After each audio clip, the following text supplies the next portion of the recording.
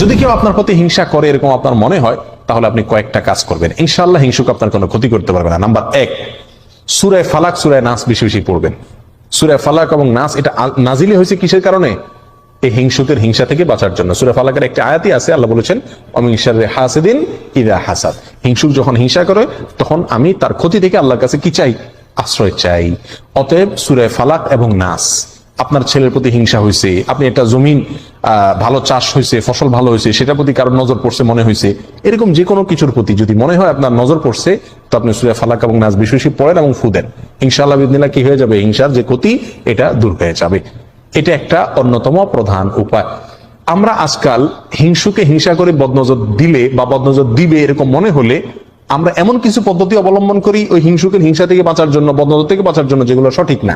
যেমন বাচ্চাকে বদনজর থেকে বাঁচানোর জন্য কপালে কালো টিপ দেয়, দেখছেন? সাদা ফুটফুটে বাচ্চার এখানে কপালে কালো টিপ দিলে আরো বরং বেশি সুন্দর লাগে, বদনজরটা আরো বেশি করে লাগার সম্ভাবনা থাকে। বিধায় বদনজর থেকে বাঁচার জন্য কালো টিপ দিলে এটা কুসংস্কার, এটা ভুল পদ্ধতি, এটা ঠিক হবে না, এটা শিরকে আসগার হবে।